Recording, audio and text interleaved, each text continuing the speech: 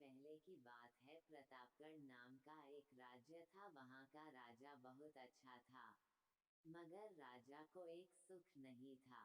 वो ये कि उसके कोई भी संतान नहीं थी, और वह चाहता था कि अब वह राज्य के अंदर किसी योग्य बच्चे को गोद ले, ताकि वह उसका उत्तराधिकारी बन सके और आगे की बागडोर को सुचारू रूप से चला सके।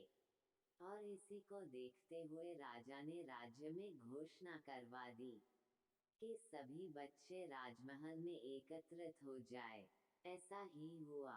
राजा ने सभी बच्चों को पौधे लगाने के लिए भिन्न भिन्न प्रकार के बीज दिए, और कहा कि अब हम 6 महीने बाद मिलेंगे और देखेंगे कि किसका पौधा सबसे अच्छा होगा।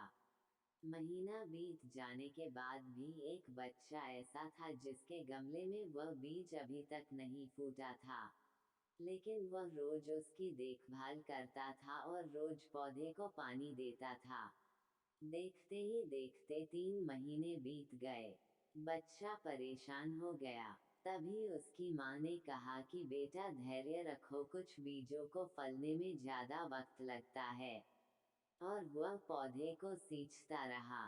6 महीने हो गए। राजा के पास जाने का समय आ चुका था, लेकिन वह डर हुआ था कि सभी बच्चों के गमलों में तो पौधे होंगे और उसका गमला खाली होगा। लेकिन वह बच्चा ईमानदार था, और सारे बच्चे राजमहल में आ चुके थे। कुछ बच्चे जोश से भरे हुए थे, क्योंकि उनके अंदर राज्य का उत्तराधिकारी बनने की प्रबल लालसा थी। अब राजा ने आदेश दिया, सभी बच्चे अपने अपने गमले दिखाने लगे। मगर एक बच्चा सहमा हुआ था, क्योंकि उसका गमला खाली था। तभी राजा की नजर उस गमले पर गई। उसने पूछा, तुम्हारा गमला तो खाली है। तो उसने कहा, लेकिन मैंने इस गमले की 6 महीने तक देखभाल की है। राजा उसकी ईमानदारी से खुश था कि उसका गमला खाली है, फिर भी वो हिम्मत करके यहाँ आ तो गया। सभी बच्चों के गमले देखने के बाद राजा ने उस बच्चे को सभी के सामने बुलाया। बच्चा सहम गया, और राजा ने वह गमला सभी को दिखाया। सभी बच्चे जोर से हंसने लगे।